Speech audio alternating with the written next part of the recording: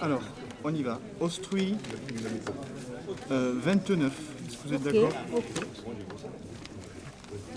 Combe, 1. Tarou, 7. Viala, 32. Abriac, 5. Laure, 11. Garcigny, 6. Paquiel, 0. Noël, 1. Ah non, j'en ai zéro. Noël? Non, non, On vient de l'avoir à l'instant. Ah, mais j'étais pas là. Noël, 1. Temple, 2. Bulletin blanc, 5. Non, c'est pas 5. Qu'est-ce que je fous là? Une fois de plus, comme à chaque mascarade d'élection, l'économie reine a endossé les oripeaux de la politique. Encore une fois, l'économie vainqueur, par abandon, oui, est parvenue à nous faire croire, toutes ces semaines, qu'on n'avait parlé que de politique, du choix de vie des hommes en société. Alors qu'il n'était question que d'économie, toujours d'économie. Encore une fois, quelques-uns d'entre nous ont voulu y croire, comme on croit à ces étoiles qu'on voit briller la nuit dans le ciel. On y croit, alors qu'on sait fort bien qu'elles sont que la lumière de leur explosion ou de leur implosion. J'ai lu il y a bien longtemps que dans la Grèce antique, le politique et la poétique étaient indissociables, inséparables. Les deux réunis n'avaient alors qu'une fonction, que la nécessité de garder ouverte la grande question du pourquoi. Les grandes questions métaphysiques que nous nous posons, que nous devrions nous poser. Qui sommes-nous? D'où venons-nous? Où allons-nous? Garder ouvertes ces interrogations, ouvertes comme des ailes pour supporter l'abîme. Sans dimension poétique dans toutes nos actions, il ne reste que le vertige de la chute, comme dans Vertigo. Oui, c'est ça. Le politique sans la poétique, c'est Vertigo.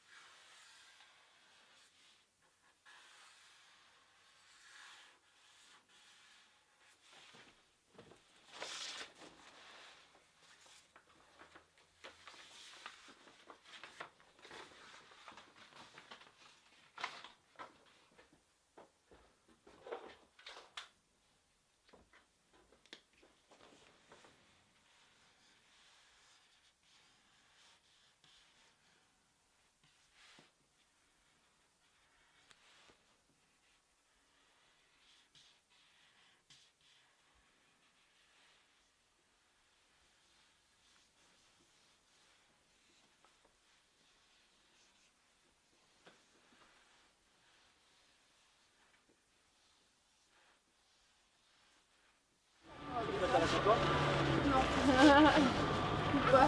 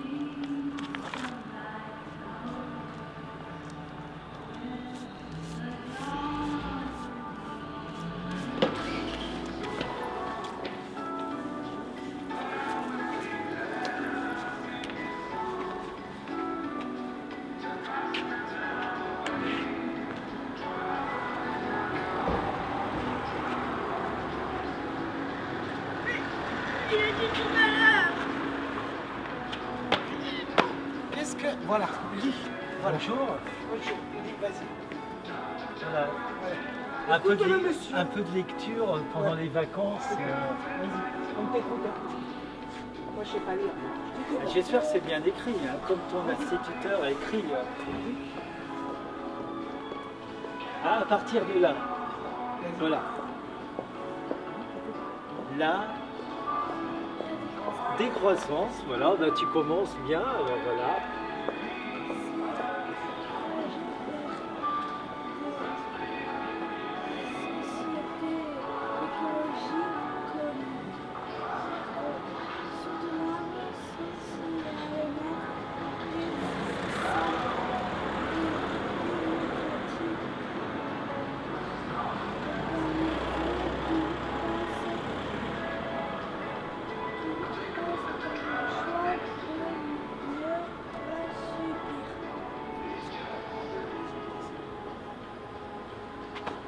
Bien plus qu'un programme, un horizon de sens.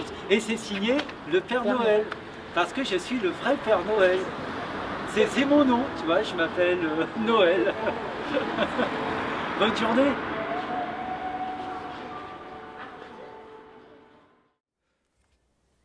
Quand j'y pense, je suis sûr qu'il y aura un temps, bientôt, où l'homme redeviendra sage. Un jour, peut-être pas prochain, où il écoutera à nouveau les grands rythmes de l'univers. Quand je roule sur ces routes de l'Aveyron, il me vient toutes sortes de pensées. Depuis que j'ai trouvé cette phrase de Castoriadis, elle m'accompagne souvent. Je la retourne dans tous les sens. On voit qu'une société est civilisée en fonction de sa capacité à se mettre des limites. La mesure de l'homme est donc dans la limite, pas dans l'illimitation. Quand même, quel cynisme de nous faire croire le contraire. Putain de capitalisme. Il respecte donc rien. Pourtant garder ma bienveillance. N'en vouloir à personne, même à ceux qui pensent que le capitalisme est une belle chose, une humanisation du monde. Moins de guerre, moins de famine. Comment faire pour les amener à imaginer que c'est tout le contraire? Colporteur de décroissance conviviale. Faut que j'en trouve d'autres, des synonymes. Peut-être sourcier en démocratie. Décolonisateur d'imaginaire enfoui. Ou bien encore détricoteur de croissance. Resacralisateur de liens. Tisseur d'avenir. D'avenir lucide, poétique, serein. Releveur de sacralités oubliées. Changer le monde sans prendre le pouvoir. Changer le monde sans prendre le pouvoir. Changer le monde sans prendre le pouvoir. Changer le monde sans prendre le pouvoir. Changer le monde sans prendre le pouvoir. Changer le monde sans prendre le pouvoir.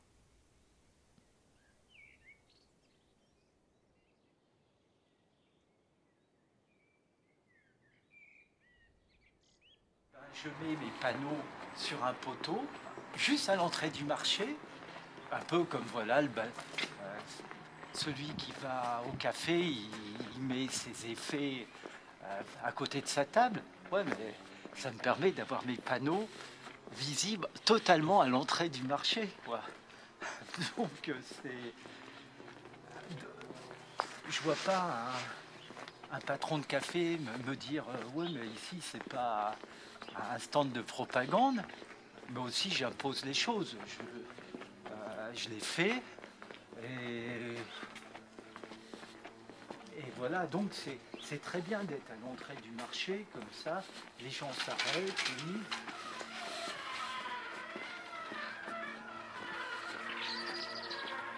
Et puis, il y a des gens qui me voient déjà, en train de prendre mon café, en train de lire,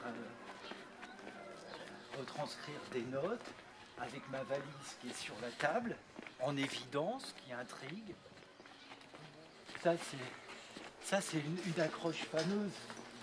Tu te balades comme ça dans un quartier marchand et tu vois les gens regarder la valise et tout de suite tu peux leur dire « Ah, intrigué, vous demandez où je l'ai acheté ?» Eh bien, je ne l'ai pas acheté.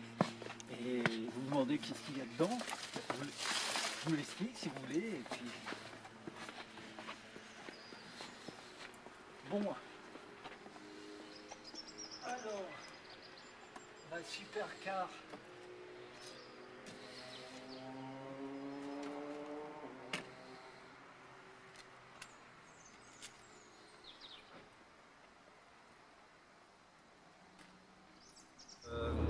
Quand on veut séduire un électorat, le faire s'intéresser, bon, j'ai tendance à dire, bon voilà, la décroissance, bon peut-être ça vous heurte, bon c'est assez provocateur, bon, vous avez entendu parler de la sobriété heureuse, de Pierre Rabhi, au Canada c'est la simplicité volontaire, le buen vivir, en Amérique latine, tout ça c'est la même chose, c'est internationaliste.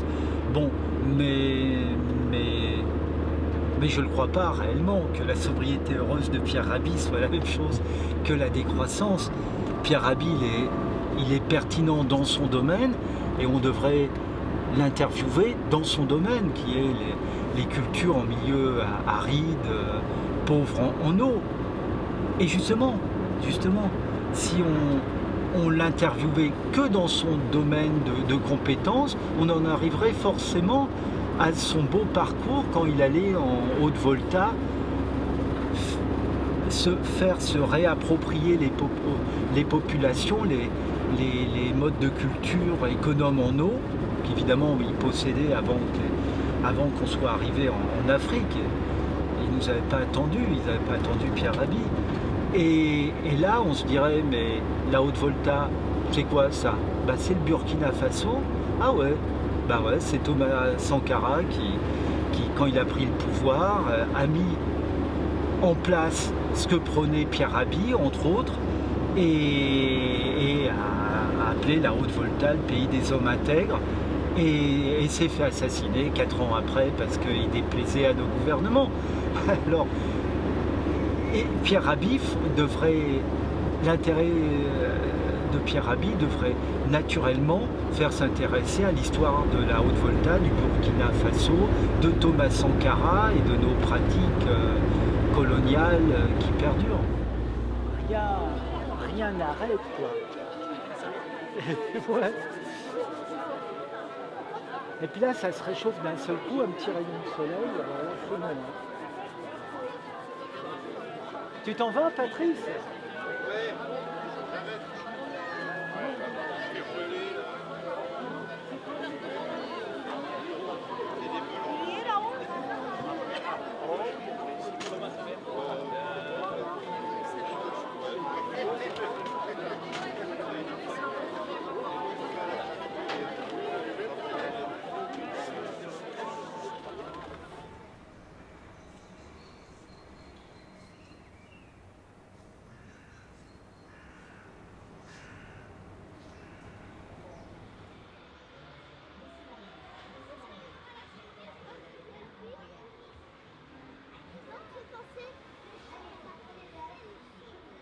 Les chiffres, ça aide pas. Depuis que je sais que, avec notre mode de vie, pas plus de 500 millions d'habitants pourraient vivre sur Terre, alors que 23 milliards de Burkinabés pourraient survivre, peut-être dans la pauvreté, mais comme disait Proudhon, cette pauvreté, condition normale des hommes en civilisation, elle permet au moins d'avoir le nécessaire. Et a-t-on besoin du superflu? Non.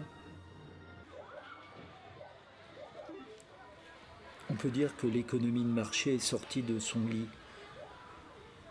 On le voit, elle s'attaque à présent au cœur des biens fondamentaux, non marchands, comme le bien politique, et j'en sais quelque chose, ou les espaces de réciprocité, les liens familiaux, amicaux, amoureux même, fondés sur le don.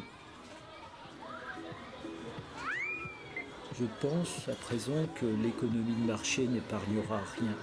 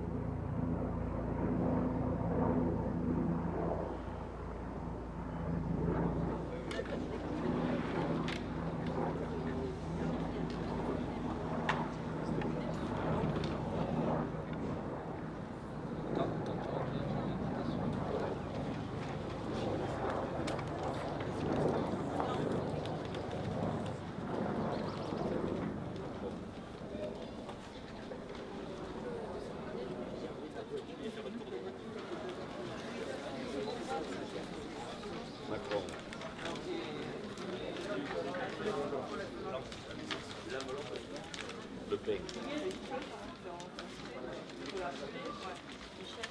Macron. Ça y est. Non. 5, 4, 3, 2, 1, 0.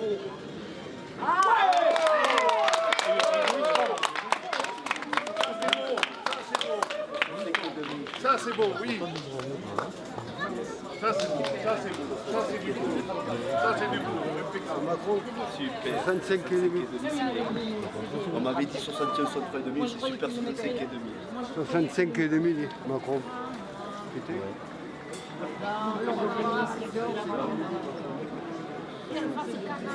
Oui, 34,5 à la fin, Marine. La fabrique de l'opinion publique ne peut pas manipuler, on est devenu... Ils ont manipulé les sondages. Voilà, on est devenu les Ils ont fils dit spirituels. qu'ils allaient voter Macron, les mecs, mais on les a manipulés. En fin de compte, c'était Le Pen. Il faut de toute façon. Ouais, ça a été jusqu'à là. Ah ouais. Bon. Ah. Saint Édouard d'Ornez doit être satisfait ce soir.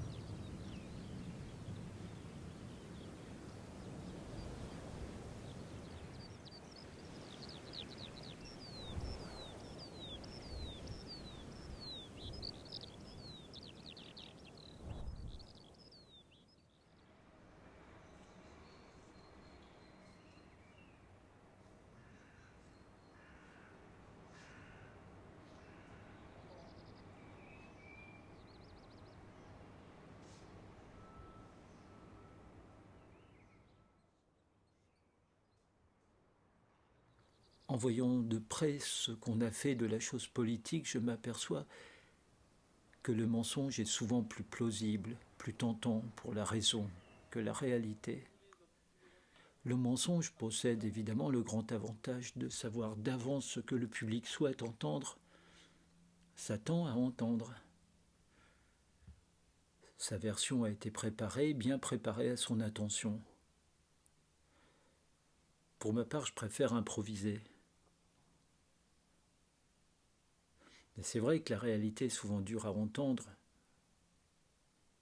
trop dure à entendre, et aussi déconcertante. Elle nous met en présence de l'inattendu. Je crois que moi j'aime l'inattendu. La spontanéité, l'improvisation. Il faudra que je reste dans ces limites. Nos commerces, nos artisans, nos agriculteurs. Merci. Continuez. Je peux m'asseoir avec vous si vous voulez. Alors, vous aviez commencé tout à l'heure. J'ai oublié mon micro, à chaque fois j'aime pas parler avec un micro. Ah, c'est mieux pour vous entendre. Alors oui, tout à l'heure j'avais déjà gagné un peu d'avance. Oui, je regrette de faire de la peine à beaucoup d'entre vous, mais la notion de service public n'existe plus, hélas. Elle a été remplacée par la notion de service d'intérêt économique général. Alors bon, je sais, le but est de le cacher encore longtemps, comme les gens qui croient encore que la poste est un service public, que la banque postale est un service public, voilà, et il y en a de moins en moins des services publics, voilà. Néanmoins, j'ai vu des très belles initiatives lorsque j'ai parcouru beaucoup de communes, par exemple à Rebourg-Guil, à Arvieux, Caplong, les locaux très motivés. C'est encore rare, mais c'est là qu'on devrait tirer des exemples. Et c'est toujours dû à des initiatives personnelles, un peu comme mon initiative de me présenter aujourd'hui à cette élection législative. Voilà. Alors, on gagne en spontanéité, je vous assure qu'on ne lit pas son texte, et pourtant j'ai passé du temps à l'écrire. Voilà, pour le laisser à présent. Voilà, alors moi, quand j'entends l'avenir de nos biens communs, j'entends surtout plus de grands travaux inutiles. Inutiles, non, bien sûr, puisqu'ils vont augmenter au passage notre dette. Vous savez, la belle dette qu'on a depuis la crise des subprimes, avec accent. Arnaud, j'ai un bon accent. Ouais. Voilà, je sais. Voilà. Alors, pour ce que je vois, moi, c'est toujours plus de bétonnage, toujours plus de goudronnage. Voilà, alors des fois, je me dis comment nous acceptons cela. Hier, j'étais avec un ami à me rendre à Saint-Sévère, et qu'est-ce que je vois des travaux? C'est la fin. C'est ce que je me suis dit aussi. C'est la fin. Vous faites des parfaites transitions. Je ne dis pas.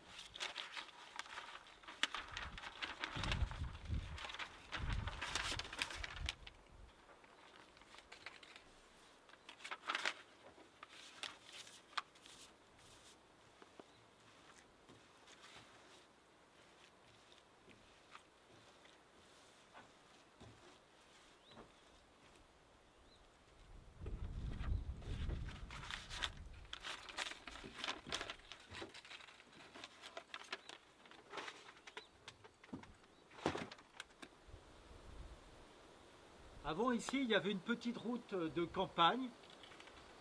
On pouvait à peine se croiser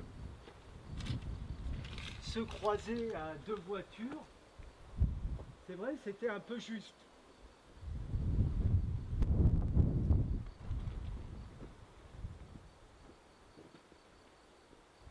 Maintenant, il y a ça, et je ne désespère pas, si ça se trouve, trouver de l'or ou du gaz de schiste.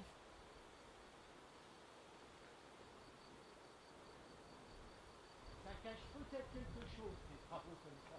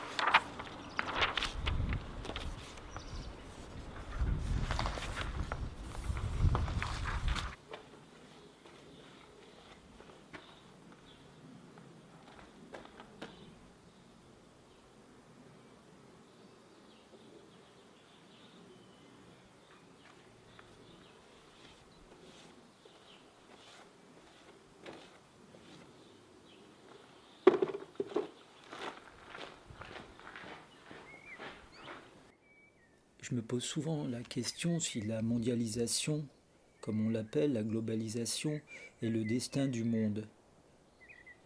La clé qui ouvre la boîte de Pandore. Est-ce que c'est un processus inévitable, un processus irréversible? Le tout pouvoir des investisseurs, une république des actionnaires.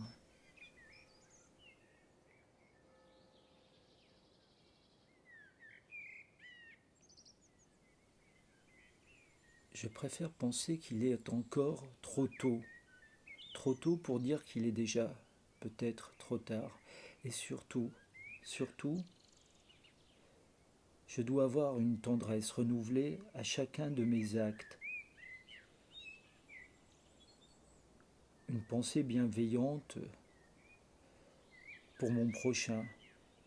En fait, j'ai de plus en plus le sentiment que l'homme est attendrissant, mais attendrissant par sa naïveté même.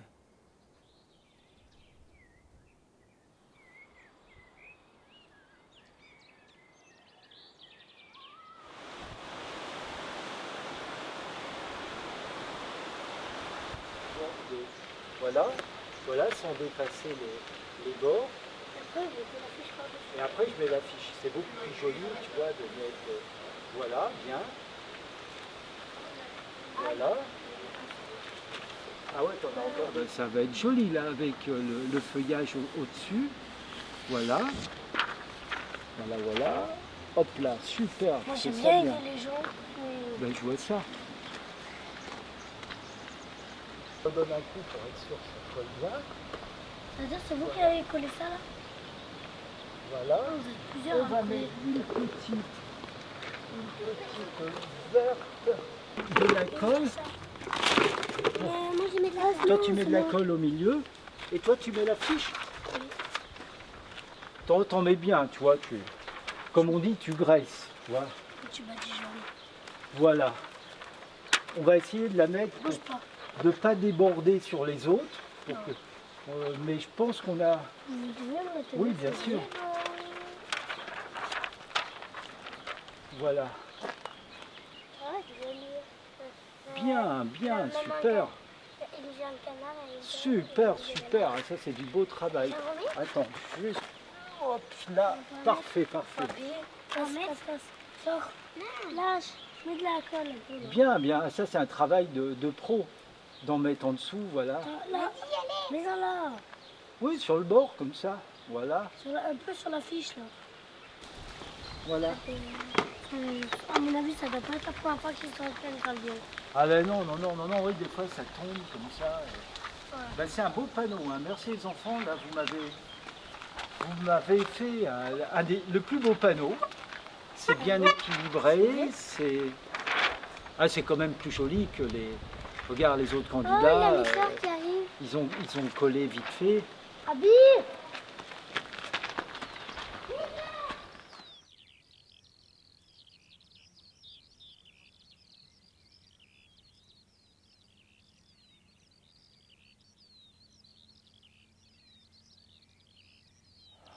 Changer le monde, simplement en reconnaissant que l'homme n'est pas un loup pour l'homme. Partir vers l'autre, abandonner la tristesse qui étouffe toute forme d'imaginaire en soi. Ne plus être contaminé par tous nos leaders politiques, tous nos messies de pacotille apôtres de l'adaptation à la barbarie, tous ces faux rebelles, toute cette tromperie, cumul d'honneur et de mandat, et dire que je baigne dans ce striptease électoral, vivement que cette élection soit finie.